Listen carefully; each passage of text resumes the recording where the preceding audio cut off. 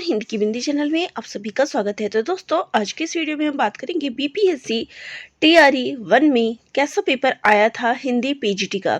तो आप सभी के कमेंट आए थे कि मैं जो पेपर गया है अभी पिछला, पहले उनका क्वेश्चन पेपर करवाऊं और इसके बाद जो हम प्रैक्टिस सेट कर रहे थे जैसे, तो हम फिर से प्रैक्टिस सेट चालू करेंगे। बीच में फीवर वगैरह हो गया था जिसकी वजह से कंटिन्यू वीडियो नहीं आ पाई, लेकिन अब जो है हम जारी करेंगे फिर से अपना प्रैक्टिस सेट।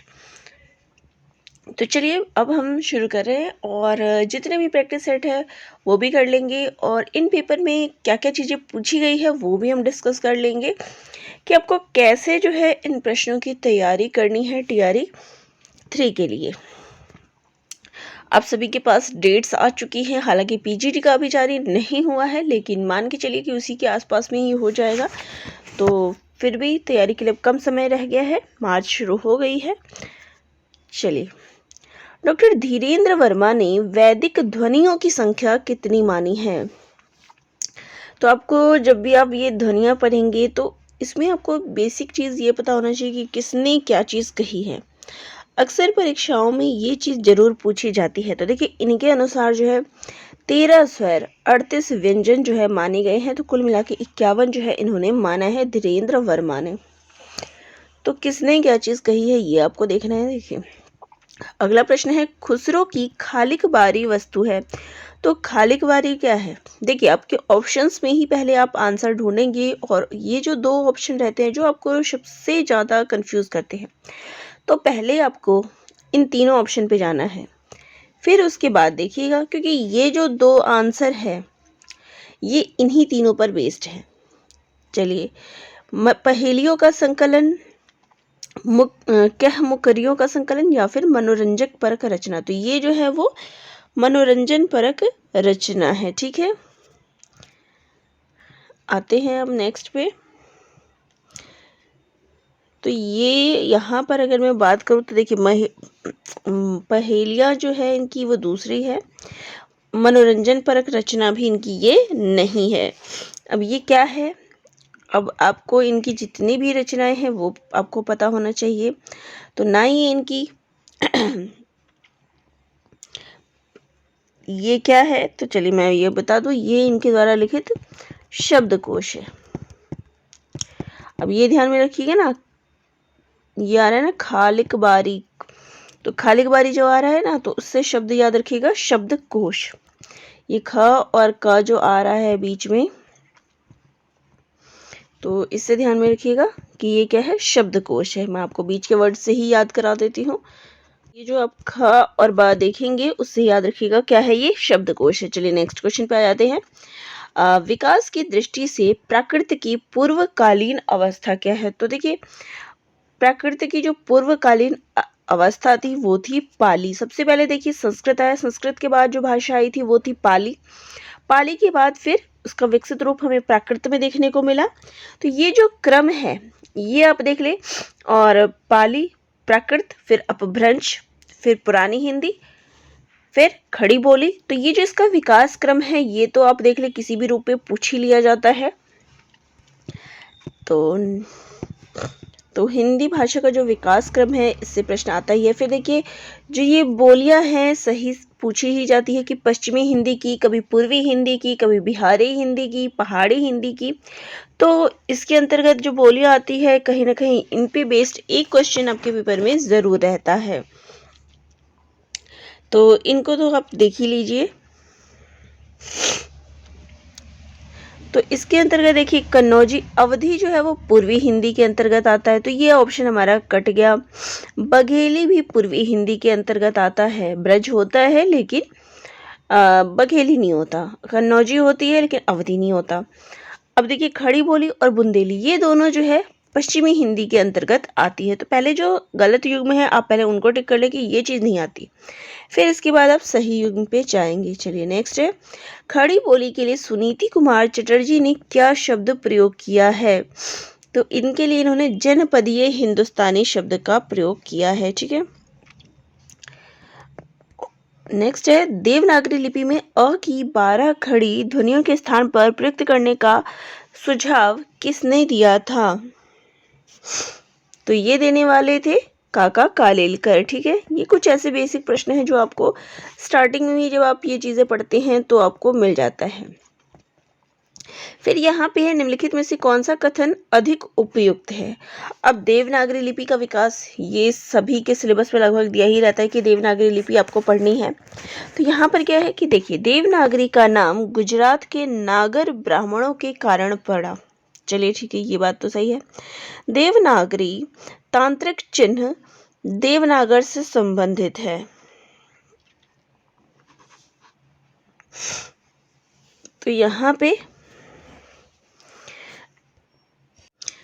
पे जो उन्होंने पूछे, देखिए मेन जो मुख्य चीज़ पड़ती है कि इसका नाम माना गया है, लेकिन कंफर्म नहीं है कि यही माना गया है। मेन जो इसका नाम माना गया है वो कैसे माना गया है कि देवनागरी लिपि का जो विकास है वो पहले क्या था, कुटिल लिपि, और फिर क्या है, तो यहाँ पर इसका ऑप्शन हो जाएगा उपयुक्त में से कोई नहीं। ये ऑप्शन हम नहीं मानेंगे क्योंकि यहाँ पर इसका विकास जो है हम किससे मानते हैं, गुप्त लिपि से और फिर कुटिल लिपि से। तो ये नागरी शाखा से नहीं हुआ है, ये तो गलत ही है। फिर मेन जो इसका नाम माना जाता है वो यहाँ से नहीं माना जाता है कि कहाँ से इसका विकास हुआ है। तो देखिए, सबसे पहले जो है गुप्त लिपि, फिर कुटिल लिपि, और फिर जो है आपका शारदा लिपि, और फिर जो है देवनागरी लिपि को। तो कुछ इस प्रकार से इसका विकास क्रम हुआ है। तो यहाँ पर इसलिए हमारा ऑप्शन हो जाएगा उपयुक्त में से कोई नहीं। चलिए नेक्स्ट क्वेश्चन पे आ जाए। उत्तर प्रदेश सरकार द्वारा निर्मित लिपि सुधार समिति 1947 के अध्यक्ष थे। तो इसके अध्यक्ष थे आचार्य नरेंद्र देव। तो यहाँ पर जितने भी ये अध्यक्ष हुए हैं, इससे संबंधित इनका क्रम देख लें क्योंकि बार बार कई बार परीक्षा में ये प्रश्न पूछे गए हैं। चलिए नेक्स्ट क्वेश्चन पे आ जाए। तो यहाँ पर देख सकते हैं कि ब्रज भाषा संबंधित 2 कथन दिए गए हैं और पूछा गया है कि कौन सा कथन सही नहीं है। तो देखिए यहाँ पर क्या है, ब्रज भाषा में गीतात्मकता स्वाभाविक रूप से आ जाती है। फिर यहाँ पर है ब्रज भाषा में परुष वर्णों का अभाव है।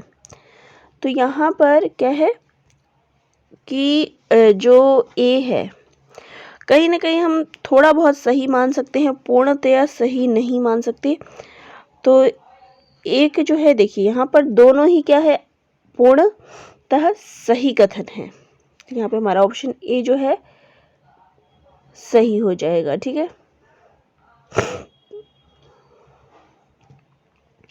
कि दोनों ही गीतात्मकता भी है और परुष वर्णों का हमें अभाव भी देखने को मिलता है। चलिए नेक्स्ट क्वेश्चन है।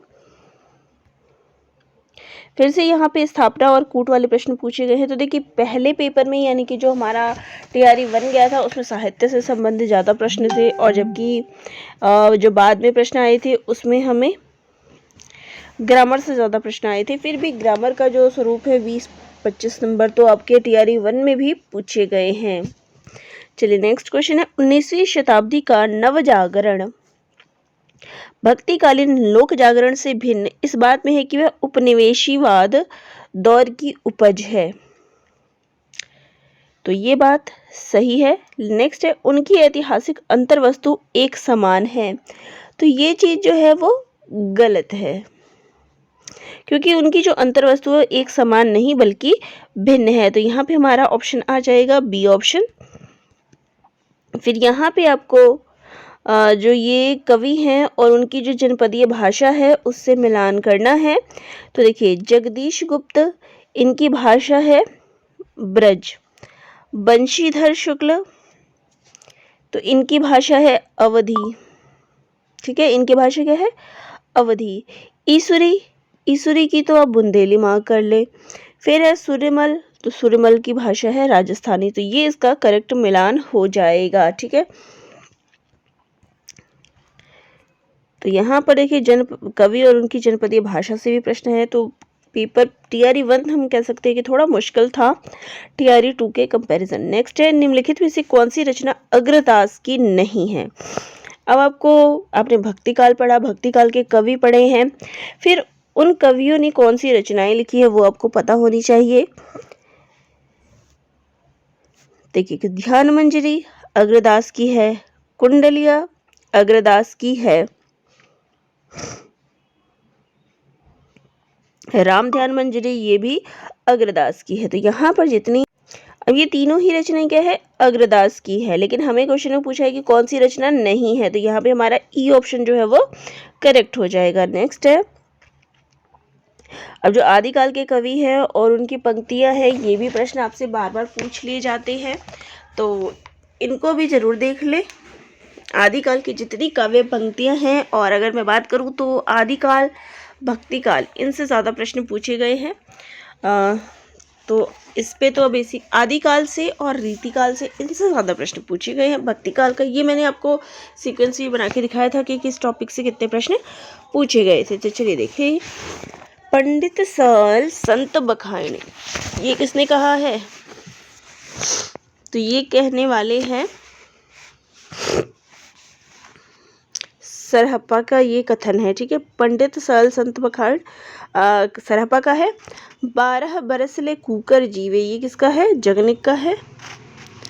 फिर है बड़ कौशल तुअ राधे किनल कन्हाई, ये किसकी है, विद्यापति की है। नेक्स्ट है जाति ओछा पाती ओछा जन्म हमार, ये किसकी पंक्तियां हैं, तो ये रैदास की पंक्तियां हैं, ठीक है। तो ये जो है कुछ इस प्रकार से जो है इसका मिलान हो जाएगा। नेक्स्ट है, फिर आपको यहाँ पे प्रकाशन वर्ष के अनुसार जो है इन रचनाओं को लगाना है, ठीक है। तो सबसे पहले देख लीजिए, इसमें आएगा यहाँ पे देखिए कुकुरमुत्ता जो है ये सबसे पहले आएगा, क्योंकि इसका प्रकाशन वर्ष है 1941 ईस्वी, ठीक है। अब यहाँ पे अगर आप कहेंगे कि अब हमें तो याद है नहीं कि ये हम कैसे करें, तो इसमें से आपको याद है कि देखिए मुक्तिबोध, ये रचना मुक्तिबोध की है, ठीक है। और मुक्तिबोध जो है सबसे बाद के कवि हो गए। आंगन के पार द्वार, ये किसकी है, अज्ञे जी की रचना है, ठीक है। विष्णुप्रिया मैथिली शरण गुप्त की है, और निराला की है कुकुरमुत्ता। तो निराला की रचना सबसे पहले आई है। निराला क्या है, निराला, और उसके बाद अगर मैं बात करूँ, देखिए गुप्त की रचनाएं भी आपको याद होगा, तो विष्णुप्रिया जो है बाद की ही रचनाओं में इनकी आती है। और सबसे बड़ी चीज़ आती है कि चांद का मुँह टेढ़ा है, ये कवि हमारे सबसे बाद के हैं। मुक्तिबोध जो है आप यहाँ पे देखेंगे तो मुक्तिबोध आपके, मुक्तिबोध यहाँ पर प्रगतिवाद के कवियों के अंतर्गत उसके बाद ही आएंगे। उसके बाद निराला की बात करूँ तो निराला जो है छायावादी कवियों में आ जाते हैं। तो ऐसे ही आप जो है इसके अनुसार भी इनको क्रमानुसार लगा के देख सकते हैं कि कौन सा कवि जो है पहले आएगा। अज्ञे की बात करें तो अज्ञे, फिर आप ये याद रखें कि प्रयोगवाद कवि हो गए, तो छायावाद के बाद आए हैं। तो और वैसे भी ये जो चांद का मुँह टेढ़ा है ये सबसे बाद की रचना है, तो यहाँ पर हम बी ऑप्शन जो है सबसे पहले मार्क करेंगे। अगर आपको प्रकाशन वर्ष ना याद हो तो, याद है तो बहुत अच्छी बात है, लेकिन आपको वो चीज़ पकड़नी है जहाँ से आप इन प्रश्नों को सॉल्व कर सकते हैं। मैं आपको वो चीज़ें बता रही हूँ, ना कि कुछ याद करने के लिए बोल रही हूँ। ये कई बार होता है बहुत सारी रचनाएं आप नहीं याद रख सकते, तो उसके लिए उन चीज़ों को पकड़िए कि नहीं ये चीज़ बाद में हुई है, ये कवि बाद के हैं। नेक्स्ट है भारतेंदु युग में मध्यकालीनता और आधुनिकता का द्वंद्व है, ये कथन सही है। तो भारतेंदु युग में, भारतेंदु युग क्या था, परिवर्तन का युग हम कह सकते हैं, कि जहाँ पे जो रीतिकाल के बाद जो हमारा ये आया था तो उसमें बदलाव तो देखना था, आधुनिकता का द्वंद्व भी है, और जो मध्यकालीन हमारा गया था उसका और इसका आधुनिकता दोनों का द्वंद्व है, सही बात है, क्योंकि उस समय का भारतीय समाज संक्रमण के दौर से गुजर रहा था। तो दोनों ही कथन हमारे क्या है, सही है। फिर है द्विवेदी युग काव्य की प्रमुख प्रवृत्तियाँ क्या है, तो जितनी प्रवृत्तियाँ हैं मैंने सारी करवा रखी है एक साथ ही, जो है सारी प्रवृत्तियाँ आदिकाल से लेकर आधुनिक काल तक की, जितने भी आधुनिक काल में समकालीन कविता आदि आ जाते हैं सारी करवा रखी है, तो आप मेरे चैनल पे विजिट कर सकते हैं। तो देखिए समाज सुधार की बात कही गई है भाई, बिल्कुल सही। गीति काव्य की प्रचुरता, स्वच्छंदता, इतिवृत्तात्मकता। तो ये चीजें हमें देखने को मिलती है। अब यहाँ पे बात बताइए, समाज सुधार की बात कही गई है, चलिए ये ठीक है। स्वच्छंदतावाद की बात, इतिवृत्तात्मकता, दो ऑप्शन तुम्हारे सही हो गए। नेक्स्ट है गीति काव्य। गीति काव्य तो इसमें नहीं रचे गए थे, भारतेंदु युग में हो सकता है, लेकिन यहाँ तक आते आते खड़ी बोली का प्रभाव हो गया था, तो गीति काव्य हट गया था। स्वच्छंदतावाद, स्वच्छंदतावाद हमें किस में देखने को मिलता है, तो छायावाद में, तो ये भी ऑप्शन हट गया। तो 1 और 4 जो हमारा करेक्ट ऑप्शन है, जो कि ऑप्शन सी हमें दिखा रहा है, ठीक है। नेक्स्ट है सिद्धों से संबंधित रामचंद्र शुक्ल के कौन से कथन सही है। तो सिद्धों के संबंध में रामचंद्र शुक्ल जी ने क्या क्या चीजें कही है। वज्रयान में आकर महासुखवाद का प्रवर्तन हुआ, ठीक है। नाथ से पंथ सिद्धों की परंपरा से नहीं निकला है। सिद्धों का साहित्य शुद्ध साहित्य के अंतर्गत नहीं आता। सिद्धों की वाणियां सांकेतिक नहीं है। अब यहाँ पे हमारे विकल्प पे भी आ जाते हैं, तो देखिए विकल्प में उन्होंने क्या कहा है, वज्रयान में आकर महासुखवाद का प्रवर्तन हुआ, चलिए ये चीज सही है। फिर है नाथ पंथ सिद्धों की परंपरा से नहीं निकला है। नहीं निकला है ये तो गलत ही है, क्योंकि सिद्धों की परंपरा से ही तो निकला है। सिद्धों का साहित्य शुद्ध साहित्य के अंतर्गत नहीं आता। सिद्धों की वाणियां सांकेतिक नहीं है, ये ऑप्शन 4 भी जो देखिए नहीं है वाला है, वो कहीं ना कहीं डाउट क्रिएट कर देता है, तो ये दोनों तो गलत हो गए। ये ऑप्शन हमारे सही है, 1 और 3। फिर यहाँ पे आपका मिलाना जाता है आदिकाल की रचनाएं और उनके कवियों के बारे में। देखिए प्राकृतिक प्रकाश, ये किसकी रचना है, वररुचि की। फिर है श्रावकाचार, श्रावकाचार किसकी रचना है, देवसेन की है। प्रबंध चिंतामणि जैनाचार्य मेरुतुंग की। कुमारपाल प्रतिबोध सोमप्रभ सूरी की। तो आदिकाल के कवि और उनकी रचनाएं तो आपको याद करके जरूर जाना है, चाहे आप किसी की भी परीक्षा दे रही हो। नेक्स्ट है विलक्षण बात यह है कि आधुनिक गद्य साहित्य की परंपरा का प्रवर्तन नाटक से हुआ है। तो ये जो हमारे जितने भी विकास हुए हैं, ये जो हुए हैं, उसमें किसने कौन से कथन कहे हैं, ये भी ध्यान में रख लीजिए, क्योंकि इनसे भी प्रश्न पूछ लिया जाता है। तो ये कथन जो है रामचंद्र शुक्ल जी का है। रामचंद्र शुक्ल जी के कथन भी मैंने आप सभी को करवा दिए थे, जितने कथन इनके पूछे गए हैं। फिर इसके बाद यहाँ पर प्रकाशन वर्ष के अनुसार उपन्यासों का क्रम पूछा गया है। अब इन उपन्यासों को आप देखेंगे तो ये सभी उपन्यास किनके हैं, ये उपन्यास जो है अमृतलाल नागर जी के हैं, और इनके उपन्यास भी काफ़ी ज़्यादा पूछे जाते हैं, तो इनको देख लीजिए, इनके क्रम को याद रखिएगा। तो सबसे पहले देखिए इनका आएगा सुहाग के नुपुर, ठीक है। फिर उसके बाद मानस का हंस, फिर है इनका खंजन नयन, और फिर है पीढ़ियाँ। तो ये इसका क्रम हो जाएगा, तो इनको जरूर याद रख ले, क्रमानुसार लगाना, और इनके उपन्यासों को याद रखिएगा, क्योंकि इनके उपन्यास भी परीक्षा में बार बार पूछे जाते हैं। चलिए नेक्स्ट है समर्पण सगुण भक्ति का मूल है, ठीक है। नेक्स्ट है भक्ति आंदोलन एकमात्र अद्वैतवाद से प्रभावित है। तो अद्वैतवाद से तो प्रभावित नहीं है, तो हमारा ये जो कथन है वो तो बिल्कुल ही गलत है।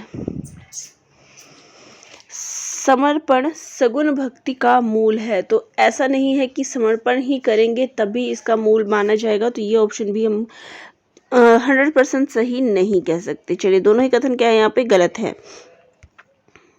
नेक्स्ट क्वेश्चन पे आ जाए, तो देखिए पहली तावन अनुहरी हुरगोरी मुह कमलस अदणी पुण्य उन्नमयी पंडित पैल चंदस। तो ये पंक्तियाँ किसकी है, तो यहाँ पर देखिए आदिकाल की पंक्तियाँ भी पूछी जाती है, तो ये जो है हेमचंद्र की पंक्तियाँ हैं, ठीक है।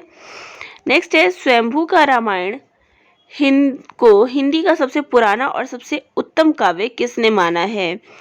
तो ये देखिए स्वयंभू को प्रथम कवि भी माना है, वो मानने वाले हैं राहुल सांकृत्यायन, तो उनकी रचना को सबसे पुराना और सबसे उत्तम। आपको ये आंसर नहीं पता हो तो आपको ये पता है कि स्वयंभू को पुराने कवि यानी सबसे प्राचीन कवि किसने माना है, राहुल सांकृत्यायन ने, ठीक है। इसके अनुसार भी आप थोड़ा बहुत हिंट लगाएंगे कि कहाँ से क्या चीज़ हो सकती है अगर आपको आंसर ना याद हो। चलिए नेक्स्ट है, प्रेम की पीर ही लेकर इनकी वाणी का प्रादुर्भाव हुआ। प्रेम मार्ग का ऐसा प्रवीण और धीर पथिक तथा जमादानी का ऐसा दावा रखने वाला ब्रज भाषा का कोई दूसरा कवि नहीं हुआ है। तो ये शुक्ल जी ने किस कवि के विषय में कहा है? तो ये उन्होंने घनानंद के विषय में कहा है। प्रेम की पीर के कवि के रूप में ये जाने जाते हैं और ये शुक्ल जी ने ही कहा है। नेक्स्ट है, पंत जी ने समाजवाद के प्रति भी रुचि दिखाई है और गांधीवाद के प्रति भी। ऐसा प्रतीत होता है कि लोक व्यवस्था के रूप में तो समाजवाद की बातें उन्हें पसंद है और व्यक्तिगत साधना के लिए गांधीवाद की बातें। तो पंत के संबंध में ये बात किसने कही है? तो ये बात रामचंद्र शुक्ल जी के द्वारा कही गई है। नेक्स्ट है, बिहारी अकेले कवि हैं जिन्होंने ग्रामीण संस्कृति के विरुद्ध घृणा की अभिव्यक्ति की है। तो ये कथन जो है किसका है? तो ये कथन जो है बच्चन सिंह का है। तो देखिए, सबसे पहले तो परीक्षा में रामचंद्र शुक्ल जी के कथन पूछे जाते हैं और इसके बाद जो है बच्चन सिंह के कथन पूछे जाते हैं। तो इन दोनों को तो जरूर देख ले। नेक्स्ट है, कठोपनिषद की यम नचिकेता कहानी पर आधारित कौन सी रचना है? तो यम और नचिकेता प्रसंग पर जो आधारित है वो है आत्मजयी। तो नेक्स्ट है, फिर यहाँ पर आपको जन्म काल के अनुसार कवियों का जो क्रम है वो लगाना है। तो देखिए, सबसे पहले इसमें नाम आएगा माखनलाल चतुर्वेदी, फिर है सियाराम शरण गुप्त, फिर है बालकृष्ण शर्मा नवीन और फिर है भगवती चरण वर्मा। तो ऑप्शन बी जो है हमारा करेक्ट ऑप्शन हो जाएगा। अब इसमें भी आप कहेंगे तो देखिए, ये सारे राष्ट्रीय सांस्कृतिक काव्यधारा के कवि हैं। तो कुछ ऐसी चीज़ें होती है जहाँ से प्रश्न उठा लिए जाते हैं। जैसे अगर कवियों का क्रम पूछ रहे हैं तो मोस्टली ऐसा होता है कि छायावादी पूछ लिया या फिर ऐसे पूछ लिया, तो कुछ मिला जुला ही होता है। नेक्स्ट है, नई कहानी आग्रहों की कहानी नहीं है, प्रवृत्तियों की हो सकती है और उसका मूल स्रोत है जीवन का यथार्थ बोध और इस यथार्थ को लेकर चलने वाला वह विराट मध्य और निम्न वर्ग का है जो अपनी जीवन शक्ति से आज के दुर्दांत संकट को जाने अनजाने झेल रहा है। तो नई कहानी के संदर्भ में ये कथन किस लेखक ने कहा है? तो ये जो है इनमें से किसी का कथन नहीं है, ये कथन जो है कमलेश्वर ने कहा है। ठीक है, और कमलेश्वर हमारे ऑप्शन में नहीं है तो हम यहाँ पे ई ऑप्शन जो है वो राइट लगाएंगे। ठीक है, फिर यहाँ पे अगला, फिर यहाँ पर केशवदास के संदर्भ में शुक्ल जी ने क्या क्या चीज़ें कही है वो पूछी गई है। केशव को कवि हृदय नहीं मिला है, तो ये कथन क्या है? सही है। नेक्स्ट है, उनमें वह सहृदयता और भावुकता भी न थी जो एक कवि में होनी चाहिए, ये भी बात सही है। नेक्स्ट है, वे संस्कृत साहित्य से सामग्री लेकर अपने पांडित्य और रचना कौशल की धाक जमाना चाहते थे। नेक्स्ट है, अपनी रचनाओं में उन्होंने यानी कि केशवदास ने संस्कृत साहित्य की उक्तियों से परहेज किया है, तो ये भी कथन उन्होंने कही है। लेकिन जो ये है यहाँ पे, अब कौन सा कथन जो है केशवदास का, अब आपको देखिए, वे संस्कृत साहित्य से सामग्री लेकर, तो ये भी बात उन्होंने कही है, लेकिन ये क्या है? अपनी रचनाओं में उन्होंने संस्कृत साहित्य की उक्तियों से परहेज किया है, तो ये कथन नहीं है। बाकी तीनों ही ऑप्शन यहाँ पर सही है, तो यहाँ पे हो जाएगा उपयुक्त में से एक से अधिक अच्छा ऑप्शन दिया हुआ है, तो 1 2 3 जो हमारा करेक्ट ऑप्शन हो जाएगा। चलिए नेक्स्ट है, हिंदी साहित्य के इतिहास का काल विभाजन और नामकरण करते हुए ब्रज का कृष्ण काव्य नामकरण किस साहित्यकार ने सुझाया है? तो देखिए, काल विभाजन से भी एक ना एक प्रश्न जरूर पूछ लिया जाता है। तो देखिए, ये सुझाव देने वाले कि ब्रज का कृष्ण काव्य, ये कहने वाले हैं जॉर्ज गिरिसन। ठीक है ना, इन्होंने जो है काल विभाजन को 11 भागों में विभाजन किया है अपनी पुस्तक में। जॉर्ज गिरिसन की जो पुस्तक है the modern vernacular literature of Hindustan, इसमें उन्होंने 11 भागों में विभाजित किया है और इसमें उन्होंने ब्रज का कृष्ण काव्य जो है ये इन्होंने नाम दिया है। ठीक है, चलिए नेक्स्ट है, आध्यात्मिक रंग के चश्मे आजकल बहुत सस्ते हो गए हैं, रामचंद्र शुक्ल ने, तो देखिए ये तो बहुत अधिक पूछा जाता है चाहे परीक्षा कोई भी हो, ये उन्होंने किस कवि के संदर्भ में कहा है? अब ये उन्होंने विद्यापति के संदर्भ में कहा है, और विद्यापति हमारे ऑप्शन में नहीं है तो हम ई ऑप्शन करेक्ट करेंगे। नेक्स्ट है, सजल नयन तन पुलक निज इष्ट देव पहचान, परव दंड जिमि धरनी तल दशा न जाई बखान। तो ये जो कथन है रामचरितमानस के किस कांड से लिया गया है? तो रामचरितमानस से तो बहुत ज़्यादा प्रश्न पूछ लिए जाते हैं, स्पेशली ये पंक्तियां वाले। तो यहाँ पर ये जो कथन है ये अयोध्या कांड से लिया गया है। ये सजल नयन तन पुलक निज। तो ये जो निषाद राज जो है जब राम जी को देखते हैं तो उनका नयन जो है खुशी से भर जाता है और वो जो है दंडवत उनको प्रणाम कर लेते हैं। तो यही चीज़ हमें इन पंक्तियों में बताई गई है। नेक्स्ट है, जीवन मुह चाही को नीको, पंक्ति में भाव है जीवन मुह चाही को नीको। अब यहाँ क्या कहा गया है? करुणा का भाव है, क्रोध का भाव है, या फिर प्रेम का भाव है? तो यहाँ पर करुणा भी नहीं है, क्रोध भी नहीं है, प्रेम भी नहीं है, बल्कि यहाँ पर हमें असूया भाव जो है सही मिलता है, जो कि हमारे ऑप्शन में नहीं है। तो यहाँ पे ऑप्शन ई जो है वो राइट आंसर है। चलिए नेक्स्ट है, कामायनी के सर्ग। तो कामायनी के सर्ग भी याद रखिए क्योंकि यहाँ से भी पूछा जाता है। तो कामायनी के सर्गों की संख्या जो है वो कितनी है? तो इसमें कुल सर्गों की संख्या में बात करूँ तो इसमें 15 सर्ग है। ये तो जनरल क्वेश्चन है, आप सभी को पता है। इनका आपसे क्रम पूछा गया है। तो सबसे पहले जो क्रम आता है वो होता है चिंता, फिर आशा, फिर श्रद्धा। तो यहाँ पर ना चिंता है ना आशा है। फिर काम, वासना, लज्जा, कर्म, ईर्ष्या, ईड़ा, स्वप्न, संघर्ष, निर्वेद, दर्शन, रहस्य और आनंद। तो ये इसका क्रम है। तो यहाँ पे जो है हमारा देखिए, जो यहाँ पे क्रम की बात करूँ तो ईर्ष्या जो है, देखिए कर्म सबसे पहला जो यहाँ पे आ जाएगा, 1 मिनट। तो यहाँ पर हमारा बी ऑप्शन जो है हो जाएगा कर्म होगा, फिर उसके बाद ईर्ष्या है, फिर ईड़ा है और फिर स्वप्न है। ये जो है इसका क्रम हो जाएगा, ठीक है। क्योंकि देखिए यहाँ ईड़ा सबसे पहले दिया गया है तो ये ऑप्शन कट गया। ईर्ष्या, ईड़ा, स्वप्न और फिर जो है कर्म नहीं है तो यहाँ पे, इसलिए ये जो है हमारा बी ऑप्शन यहाँ पे राइट है। चलिए नेक्स्ट है, प्रसाद के नाटकों का शरीर जहाँ पूर्ण साहित्य है वहाँ उसका मन अनिवार्यतः ऐतिहासिक है और उसकी आत्मा शुद्ध साहित्यिक। तो ये जो है नाटककार प्रसाद के मत में ये कथन किसने दिया है? ये कथन जो है नंद दुलारे वाजपेयी का दिया हुआ है। नेक्स्ट क्वेश्चन है, मुक्तिबोध की प्रतिबंधित रचना। तो मुक्तिबोध की कौन सी रचना है जो प्रतिबंधित कर दी गई? ठीक है, तो वो थी भारत इतिहास और संस्कृति। ये रचना जो है इनकी प्रतिबंधित कर दी गई मध्य प्रदेश सरकार द्वारा, ठीक है, 1962 में। मध्य प्रदेश सरकार द्वारा 1962 में ये रचना जो है प्रतिबंधित कर दी गई। चलिए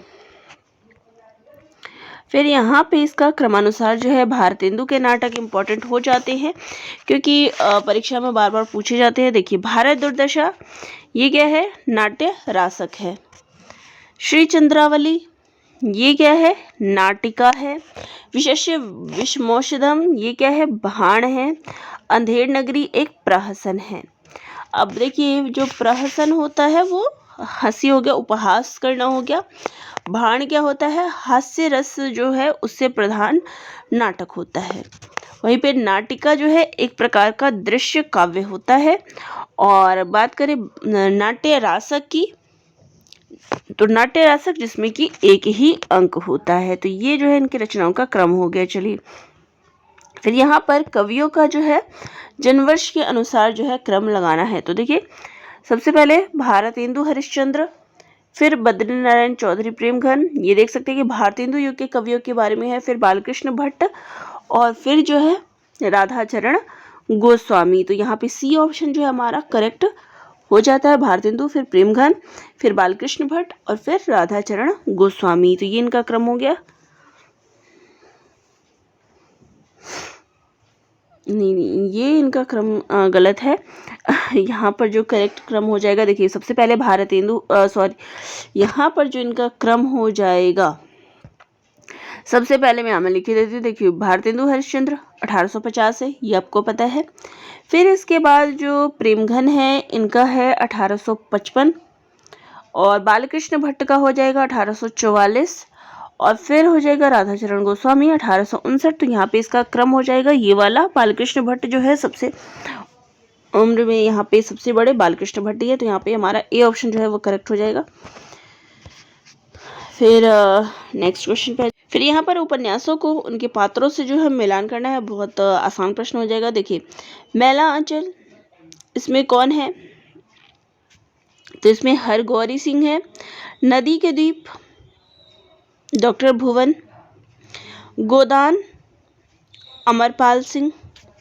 झूठा सच, डॉक्टर प्राणनाथ। तो ये इसका क्रम हो जाएगा। तो ये तो फेमस नाटक है, सॉरी उपन्यास है, ये चारों ही फेमस है और कहीं ना कहीं आपके किसी न किसी पेपर में ये चीज़ें पूछी गई है, तो ये आप आसानी से इनके उत्तर दे सकते हैं। चलिए नेक्स्ट है, आदिकाल को आदिकाल नाम किसने दिया है?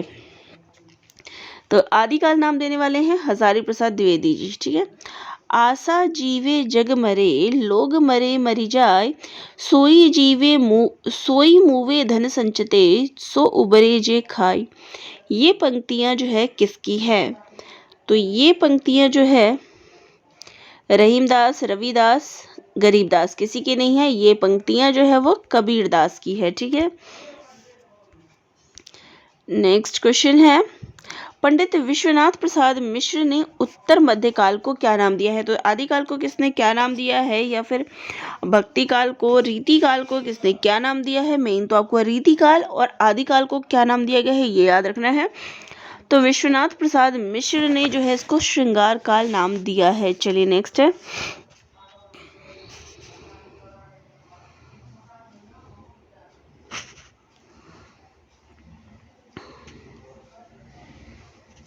फीकी पे नीकी लगे, कहिए समय विचार, सबको मन हर्षित करे, जो विवाह की गार। ये किसने कहा है? तो ये कहने वाले हैं वृंद कवि। ठीक है।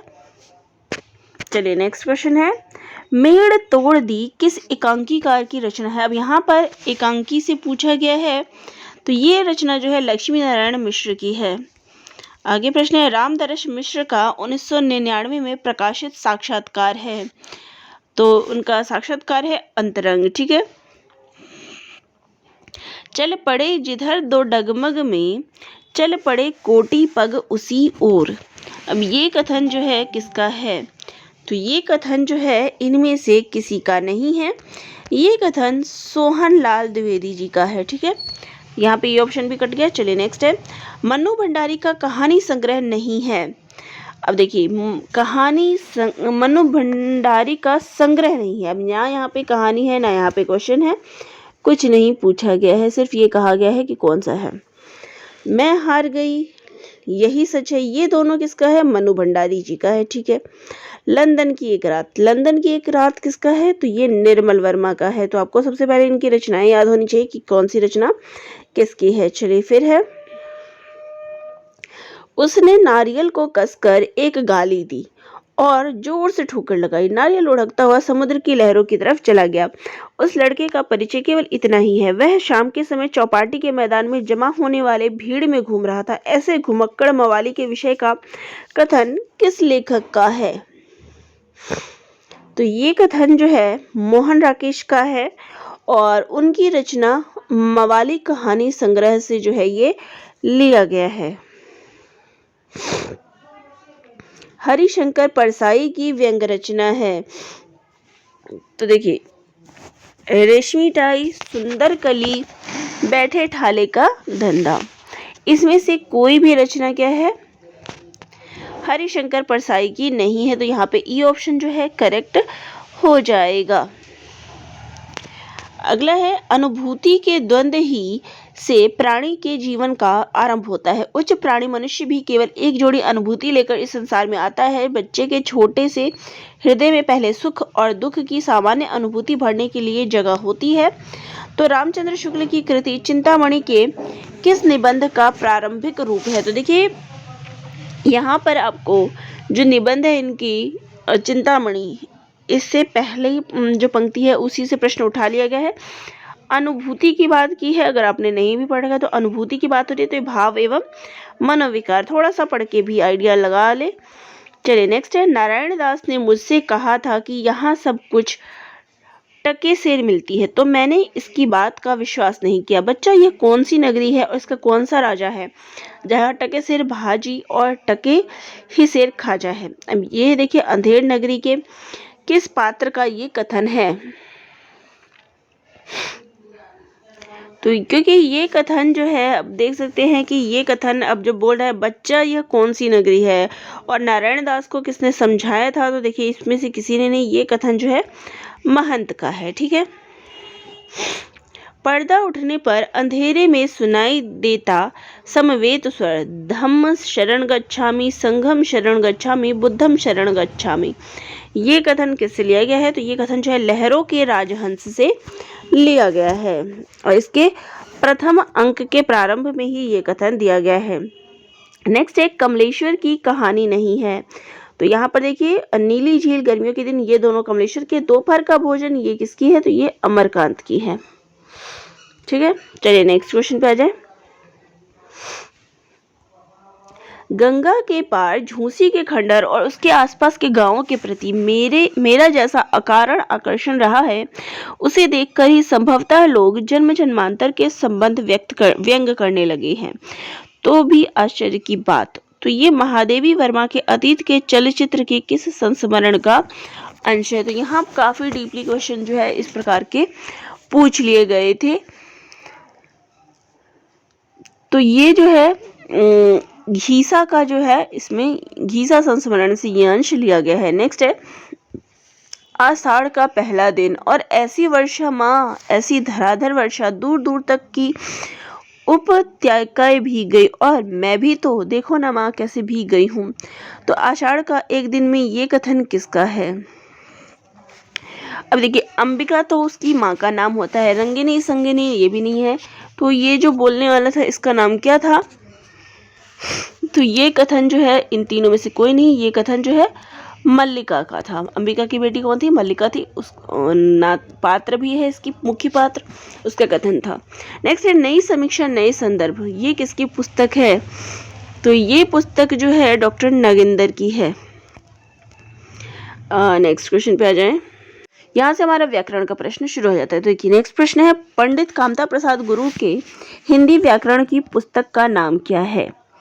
तो इनकी पुस्तक का नाम क्या है? सरल हिंदी व्याकरण,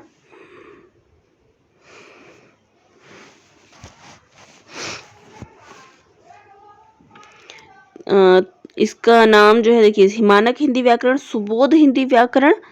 तो इसका नाम जो है हिंदी व्याकरण के नाम से है, ना ये सरल हिंदी है, ना ये मानक हिंदी है, ना ये सुबोध हिंदी है, केवल हिंदी व्याकरण है लिखा हुआ है। ठीक है, तो यहाँ पे तीनों ही ऑप्शन जो है वो नहीं होगा और ये तीनों ही ऑप्शन क्या है? गलत है। हिंदी व्याकरण नाम से इनकी पुस्तक है। चलिए नेक्स्ट क्वेश्चन पे आ जाए। डॉक्टर भोलानाथ तिवारी की भाषा विज्ञान की पुस्तक का नाम क्या है?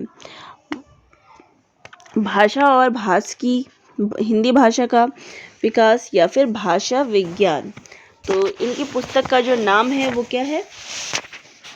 भाषा विज्ञान। ठीक है, भाषा विज्ञान से संदर्भ में भाषा विज्ञान नाम से ही प्रकाशित है। चलिए, हिंदी के उत्क्षिप्त व्यंजन का चयन कीजिए। तो उत्क्षिप्त व्यंजन कौन सा होता है? तो देखिए पहले उत्क्षिप्त व्यंजन के बारे में, जो जीभ के ऊपर पहले मूर्धा को स्पर्श करती है और फिर झटके से नीचे आ जाती है, वो होता है हमारा ड़ और ढ। ये जो बिंदी वाले होते हैं ना, ये होते हैं हमारे, तो यहाँ पे बी ऑप्शन जो है हमारा करेक्ट हो जाएगा। फिर है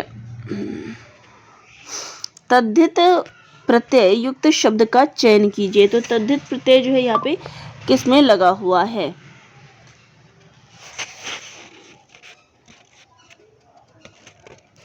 तो जिस पद में संज्ञा, सर्वनाम और विशेषण आदि शब्द अगर जुड़ जाते हैं और वहाँ पर कोई परिवर्तन होता है तो उसको हम तद्धित प्रत्यय कहते हैं। तो यहाँ पर जो है देखिए ये खटिया खाट जमा इया प्रत्यय से बना है, खट जमा इया खटिया। गायक, यहाँ पे यक हो गया और यहाँ पे भुलक्कड़ भूल जमा अक्कड़, यहाँ पे ए ऑप्शन जो है वो हमारा करेक्ट हो जाएगा। ठीक है, संकर शब्द का चयन कीजिए। तो देखिए संकर शब्द क्या होते हैं, जो अलग अलग भाषा के शब्द होते हैं जब वो मिलके एक बन जाते हैं तो वो संकर शब्द होते हैं। तो यहाँ पर देखिए एक भी नहीं है, जैसे कि रेल और गाड़ी। रेल अंग्रेजी का शब्द हो गया और गाड़ी जो है वो हिंदी का शब्द है। तो इस प्रकार से जब दो अलग अलग भाषा के शब्द मिलकर बनते हैं तो वो आपका संकर शब्द होता है, लेकिन यहाँ पर कोई भी ऑप्शन में नहीं है। नेक्स्ट है नमस्ते का संधि विच्छेद क्या होगा, तो वो हो जाएगा नमः जमा ते।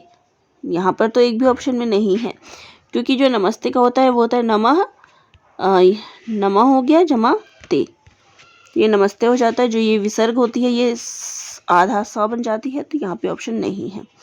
चयन शब्द में किस संधि की योजना है, चयन इसमें कौन सी संधि है, तो इसमें अयादि संधि है। नेक्स्ट है त्रिलोचन में किस समास का प्रयोग किया गया है, तो देखिए त्रिलोचन जिसके 3 लोचन यानी आँख हो, तो 3 लोचन जो है किसके हैं, भगवान शंकर के हैं। तो यहाँ पर तो ऑप्शन ही नहीं है। तो तीसरे की ओर जब संकेत होता है तो वहाँ पे बहुब्रीहि होता है, तो यहाँ पे ऑप्शन में नहीं है, बहुब्रीहि समास आएगा। नेक्स्ट है संख्या में बस 11 बच्चे दौड़ रहे हैं, तो यहाँ पे कौन सा पदबंध है। अब देखिए यहाँ पे संख्या में बस 11 बच्चे दौड़ रहे हैं। अब यहाँ पे बात किसकी हो रही है, बच्चों की हो रही है। ठीक है, संख्या में बस 11 बच्चे आ रहा है, चलिए बच्चों की बात हो रही है यहाँ पर। मैं थोड़ा नीचे कर देती हूँ, चलिए बच्चे आ गया, तो बच्चों की बात हो रही है, लेकिन क्या लिखा हो गया है कि संख्या में बस 11 बच्चे दौड़ रहे हैं। तो क्या बता रहे हैं बच्चों के बारे में, हम क्या बता रहे हैं, विशेषता बता रहे हैं कि संख्या में बस 11 बच्चे दौड़ रहे हैं, तो बच्चों के बारे में बता रहे हैं। यहाँ पर विशेषण पदबंध होगा। ठीक है, तो यहाँ पर हमारा क्या हो गया, विशेषण पदबंध, क्योंकि पहले आप वो चीज़ें देखिए कि जोर किस पे डाला जा रहा है।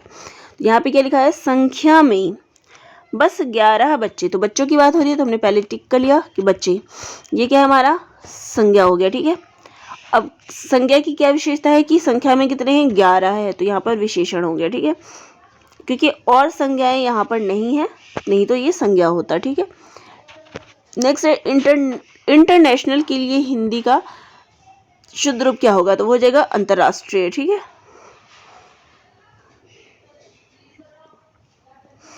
तो यहाँ पर जो देखिए एक मिनट, अंतर्राष्ट्रीय होता है, तो यहाँ पर हमारा जो है ये ऑप्शन भी सही नहीं है, अंतर्राष्ट्रीय, ये भी अंतर्राष्ट्रीय, ये भी नहीं होगा, ये होता है अंतर्राष्ट्रीय।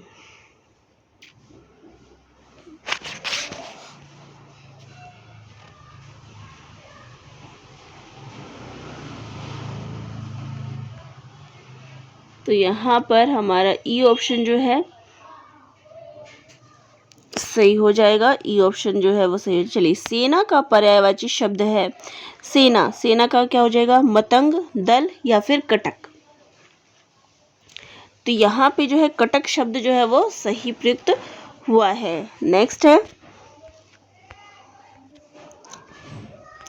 अशन का अर्थ भोजन है, तो समरूपी भिन्नार्थक शब्द असन। अब असन का क्या तात्पर्य हो जाएगा, तो इसका तात्पर्य होता है फेंकना, छोड़ना या फिर चलाना। तो यहाँ पर कोई भी ऐसा ऑप्शन नहीं है। देखिए ये जो है बैठक, सरल, सीधा, तो ये इसमें से कोई भी तात्पर्य नहीं होगा, क्योंकि असन का जो तात्पर्य होता है वो होता है फेंकना। कोई भी चीज़ हम फेंकते हैं ना, बाण चला दिया, छोड़ दिया, तो वो चीज़ यहाँ पे अर्थ होता है इसका। फिर यहाँ पे आपको भाववाचक वाच्य बताना है। माँ बच्चे को दूध पिला रही है, लतिका से तेज दौड़ा नहीं जाता, नौकर घर की सफाई करेगा। देखिए अब यहाँ पर ये तो भाववाचक नहीं है, लतिका से तेज दौड़ा नहीं जाता। तो यहाँ पर देखिए भाववाचक वाक्य हमें यही जो है मिलता है। ठीक है, शुद्ध वाक्य फिर आपको यहाँ बताना है। आज रविवार का दिन है, आज रविवार है बोले सकते हैं। सोनी मोनी और ऋतु आएगी, वह घोड़ा को दौड़ाने ले गया है, वह घोड़े को दौड़ाने ले गया है हो जाएगा। तो यहाँ पे देखिए, यहाँ पर क्या है, उपयुक्त में से जो है कोई भी शुद्ध वाक्य नहीं है। संयुक्त वाक्य का यहाँ पे आपको चयन करना है। तो देखिए, माधवी और विनीता मधुर गीत गा रही है। तुम्हें पढ़ना सीखकर अपना काम पूरा कर लिया है, ये भी गलत है। मैं लिख रहा हूँ और तुम हंस रहे हो, ये भी सही है। तो सी ऑप्शन हमारा राइट हो जाएगा। अब आगे प्रश्न है, किस वाक्य में संयुक्त क्रिया का प्रयोग हुआ है? संयुक्त दो क्रियाएं जो है आपस में मिली हो, तो यहाँ पे देख सकते हैं, तुम यहाँ आ जाओ। यहाँ पे क्या है, संयुक्त क्रिया जो है प्रयुक्त हुई है। वह घर जाता है, वह सड़क पर खड़ा क्यों है, ये सब जो है नहीं है, बल्कि यही ऑप्शन है। थाली का बैगन, इसका सही अर्थ क्या हो जाएगा? अस्थिर, यानी एक जगह टिका ना होना, यही हो जाएगा इसका अर्थ। ठीक है, नेक्स्ट है, लोकोक्ति प्रयोग में किसका परिवर्तन नहीं होता है? तो लोकोक्ति जब करते हैं तो लिंग, वचन या फिर क्रिया का। तो इसमें तो वाक्य का ज्यों त्यों प्रयोग हो जाता है, इसमें लिंग, वचन, क्रिया के अनुसार कोई परिवर्तन नहीं होता। तो ये ऑप्शन जो हमारा करेक्ट हो जाएगा। रा किस विभक्ति में यहाँ पे लगा होता है? रा किस विभक्ति का कारक चिन्ह है? तो देखिए, यहाँ पर रा जो है न कर्म आता है, करण, अपादान, तो रा तो किसी में भी नहीं आता। तो ऑप्शन ई जो है हमारा राइट हो जाएगा। पारिभाषिक शब्द निर्माण में कौन सा सिद्धांत नाम सामने नहीं आए हैं? परिभाषावादी, संस्कृतवादी या फिर अंग्रेजीवादी? तो इसमें जो है परिभाषावादी जो है वो सामने नहीं आया है। चलिए नेक्स्ट है, कंप्यूटर के लिए शुद्ध शब्द क्या होगा? तो वो हो जाएगा बी ऑप्शन। चलिए नेक्स्ट है, नूतन ब्रह्मचारी का प्रकाशन जो है आरंभ में किस में हुआ था? तो ये जो है हिंदी प्रदीप में हुआ था, क्योंकि देखिए बाला बोधनी और ब्राह्मण जो है प्रताप नारायण मिश्र का है, हिंदी प्रदीप बालकृष्ण भट्ट का है, नूतन ब्रह्मचारी बालकृष्ण भट्ट की रचना है। ठीक है, हिंदी की महाप्राणीकरण संधि है, तो वो होती है हमारी, यहाँ पर कभी शब्द जो है वो महाप्राणी है। ठीक है, फिर आगे ये हमारे प्रश्नों का था। टीआरई 1 में किस प्रकार के प्रश्न पूछे गए थे? टीआरई 1 तो हालांकि मुश्किल ही था, लेकिन टीआरई 2 में व्याकरण से ज़्यादा प्रश्न थे। तो नेक्स्ट वीडियो में टीआरई 2 पे जो प्रश्न पूछे गए थे उन पे चर्चा करेंगे। तो आज का वीडियो आप सभी को कैसा लगा, कमेंट बॉक्स में कमेंट जरूर करिएगा। धन्यवाद।